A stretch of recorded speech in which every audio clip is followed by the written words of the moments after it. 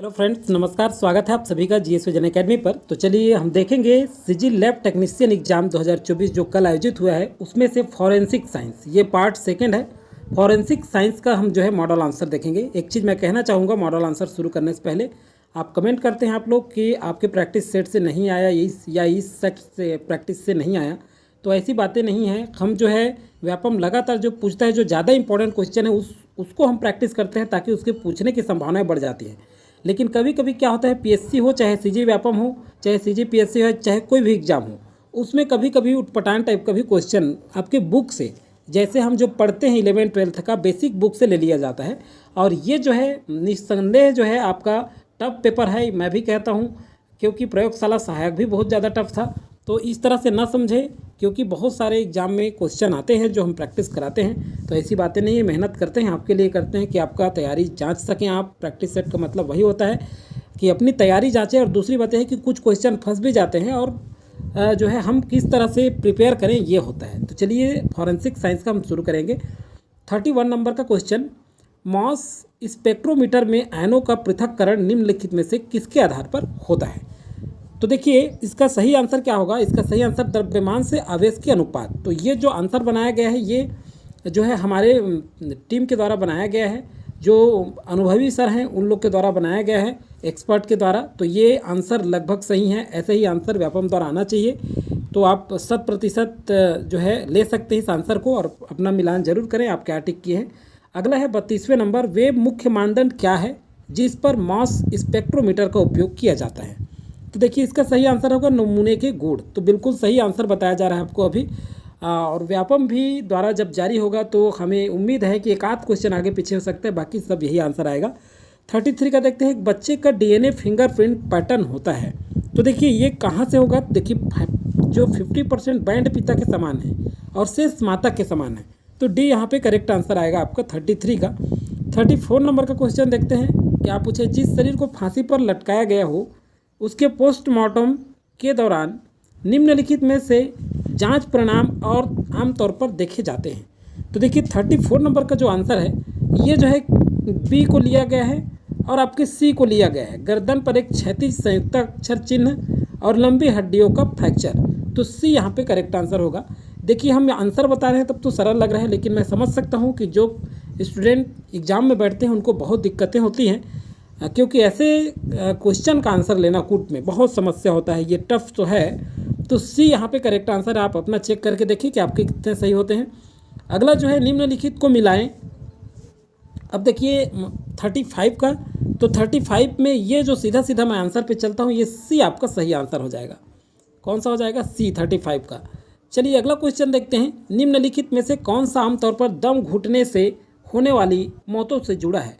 तो देखिए ये जो है 36 नंबर का, तो देखिए कौन सा है, तो फांसी भी है, फांसी है, डूबना है, दम घुटने वाला, कार्बन मोनोऑक्साइड विषाक्तता ये भी है, और बंदूक की गोली का घाव ये नहीं है, गला घोट, ये दम घुटने वाला है। देखिए आमतौर पर दम घुटने से जो मौत होता है ये 1 2 3 4, तो ये तो लगभग आप लोग सही कर ही लिए होंगे।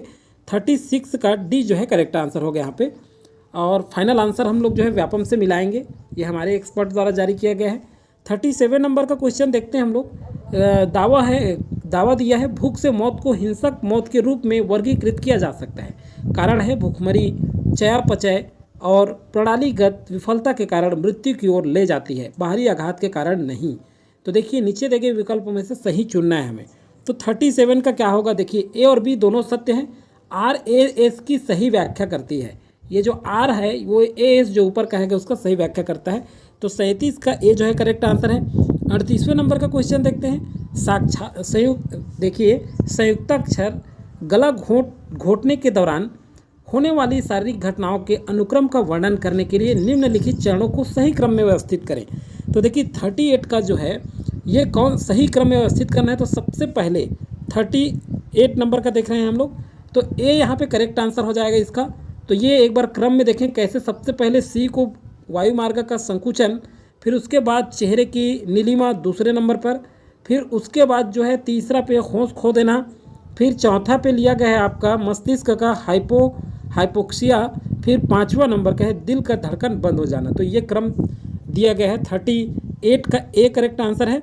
39 नंबर का क्वेश्चन देखते हैं, डीएनए प्रतिकृति की प्रक्रिया किस एंजाइम से प्रभावित होती है। तो देखिए डीएनए संबंधित क्वेश्चन किया गया था प्रैक्टिस सेट में, ऐसी बातें नहीं है, सेम क्वेश्चन नहीं होता, लेकिन डीएनए से पूछा जा रहा है तो डीएनए को कंप्लीट आपको बुक से करना चाहिए। तो वैसे में क्या है, क्वेश्चन आता है हम पकड़ पाते हैं।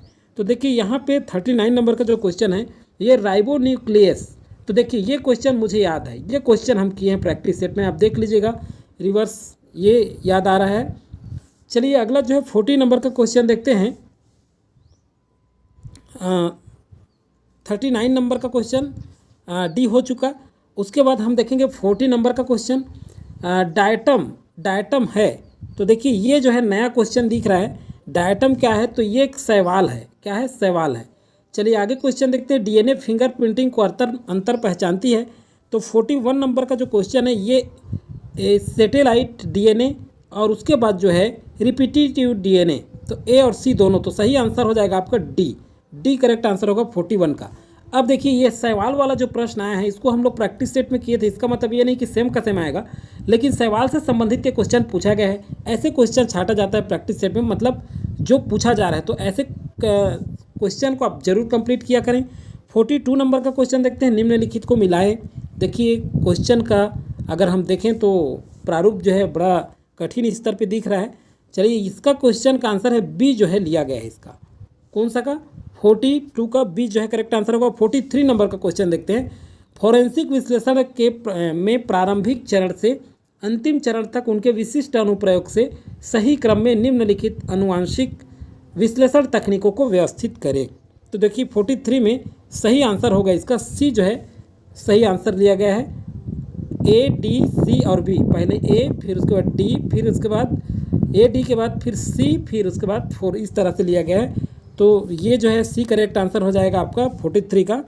44 नंबर का क्वेश्चन देखते हैं, दावा है शॉर्ट टेंडेम रिपीट का उपयोग आमतौर पर पितृत्व परीक्षण के लिए डीएनए फिंगरप्रिंटिंग में किया जाता है।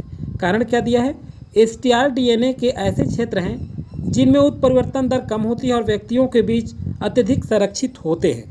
तो देखिए 44 नंबर में ए सही है किंतु आर गलत है, तो सी ऑप्शन यहाँ पे सही हो जाएगा। 45 नंबर और अंतिम क्वेश्चन है ये। तो चलिए देखते हैं, फॉरेंसिक डीएनए फिंगरप्रिंटिंग के संदर्भ में डीएनए की संरचना के बारे में निम्नलिखित में से कौन से कथन सही है, सही सुनियोजित करें। तो 45 का कौन सा है, ये डी यहाँ पे करेक्ट आंसर होगा। शायद कूट में दिया है क्या, देख लेते हैं एक बार, कूट है तो चलिए डी जो है करेक्ट आंसर है। ए बी डी और ई ये सभी आएंगे, ए बी डी और ई। तो चलिए एक बार देख लेते हैं। ए में है डीएनए 2 धागों से बना जो एक डबल हेलिक्स बनाते हैं, ए आ गया। उसके बाद है आपका बी, तो बी में है डीएनए में आधार जुड़े एडिनिन थाइमिन और गुआनिन साइटोसिन है, बिल्कुल सही बी, ये भी सही आएगा आपका। उसके बाद कौन सा आ जाएगा, तो चलिए देखते हैं डी में देख लेते हैं। शॉर्ट टेंडेंट रिपीट डीएनए के क्षेत्र में जो व्यक्तियों के बीच अत्यधिक परिवर्तनशील होते हैं, ये भी आएगा।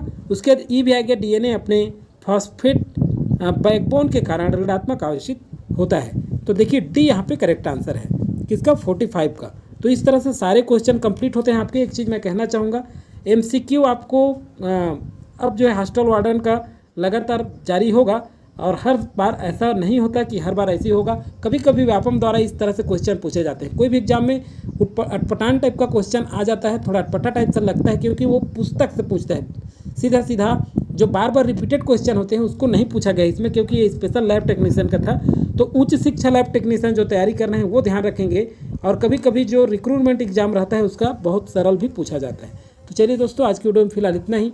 अगला वीडियो जो है आपका नेक्स्ट वीडियो और जो बचा है पार्ट उस पर केमिस्ट्री वगैरह पर आ सकता है। जय हिंद।